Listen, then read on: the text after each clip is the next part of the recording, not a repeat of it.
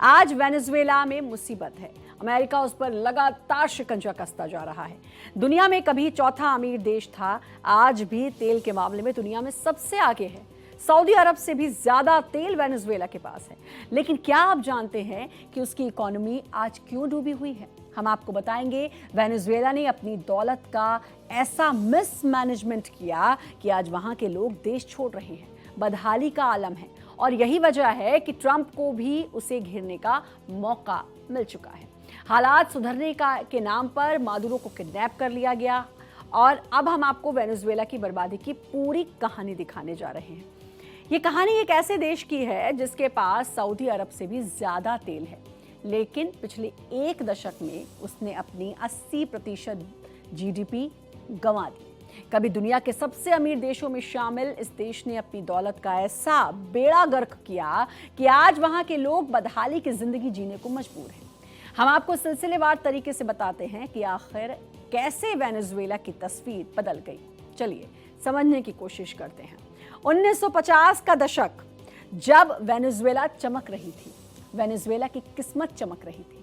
1950 के दशक में जब आधी दुनिया दूसरे विश्व युद्ध के नुकसान से उबर रही थी, तब वेनेजुएला की किस्मत जमीन के नीचे से निकलने वाले काले सोने यानी तेल ने बदल दी थी।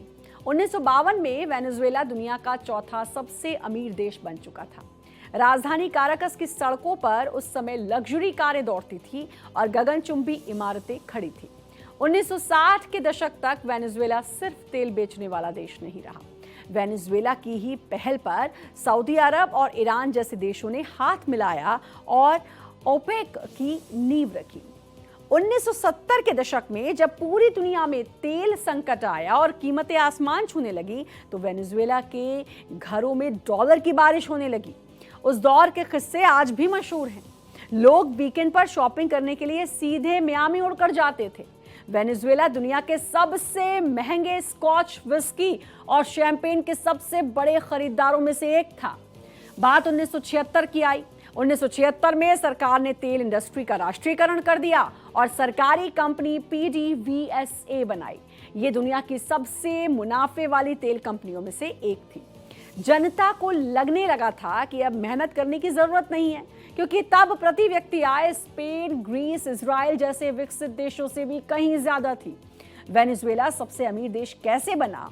आज वेनेजुएला की जो हालत है वो इतिहास में बिना किसी युद्ध के किसी देश की अर्थव्यवस्था का सबसे बड़ा कोलैप्स माना जाता है।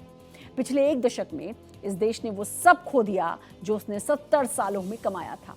अब हम आपको बताते हैं कि वेनेजुएला क्यों बर्बाद हुआ। मुख्य क्या वजह है? 3 मुख्य वजह हैं। Dutch disease.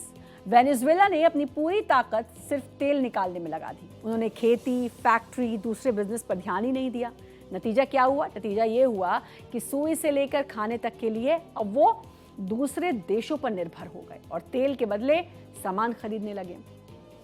पॉपुलिस्ट नीतियां। 1999 के बाद सरकार ने देश के भविष्य के लिए निवेश करने के बजाय मुफ्त योजनाओं में पैसा उड़ा दिया।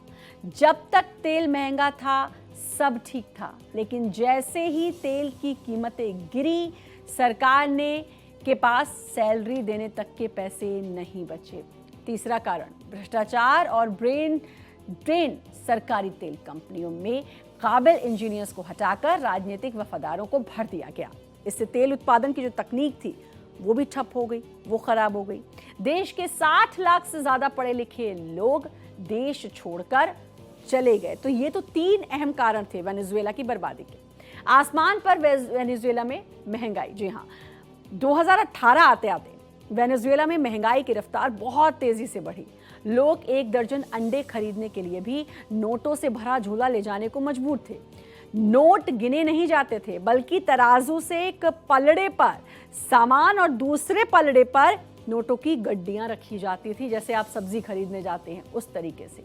जो देश 1990 के दशक के आखिर में रोजाना 35 लाख बैरल तेल निकालकर दुनिया पर राज किया करता था, वो आज 2026 की शुरुआत तक बमुश्किल 8 से 11 लाख बैरल पर सिमट कर रह गया था। सरकारी तेल कंपनी मेंटेनेंस के अभाव में कबाड़ हो गई थी। पेट्रोल विदेशों से मंगाया जा रहा था। वेनेजुएला की जीडीपी 2012 में 372.59 बिलियन डॉलर के उच्चतम स्तर पर थी। हालात बिगड़ते गए और 2020 में जीडीपी गिरकर 43.79 बिलियन डॉलर पर ही सिमट कर रह गई। हालांकि अभी इसमें थोड़ा सुधार आया और ये 101 बिलियन डॉलर के करीब है। वेनेजुएला अपनी 80% जीडीपी खो चुका है, गंवा चुका है। यानी अगर 2012 में देश की अर्थव्यवस्था 100 रुपए की थी तो वो आज गिरकर सिर्फ 20 रुपए बची है। इस बर्बादी का सबसे डरावना चेहरा बनकर उभरी वहां की महंगाई, जिसने अर्थशास्त्र की भाषा में जिसे हाइपर इन्फ्लेमेशन कहा जाता है। अमेरिका ने वेनेजुएला की राजधानी काराकस सहित कई ठिकानों पर हमला किया। ट्रंप इसे नार्को टेररिज्म के खिलाफ लड़ाई बता रहे हैं, लेकिन असली कहानी इससे कई ज्यादा गहरी है। ये ड्रग्स तस्करी या आतंकवाद की वजह से नहीं हुआ, बल्कि पूरी दुनिया को पता चला कि अमेरिका का टारगेट वेनेजुएला के तेल भंडार पर कब्जा करना है। लेकिन अमेरिका के पास खुद कच्चे तेल का एक बड़ा भंडार है। फिर ऐसी क्या वजह है कि अमेरिका ने तेल के लिए वेनेजुएला पर हमला कर दिया? वेनेजुएला के पास सबसे बड़ा तेल भंडार है। समझिए, दरअसल वेनेजुएला का तेल दुनिया के कुल तेल भंडार का एक 5वां हिस्सा है। वेनेजुएला एक ऐसा देश है जिसके पास सऊदी अरब से भी ज्यादा तेल का भंडार है।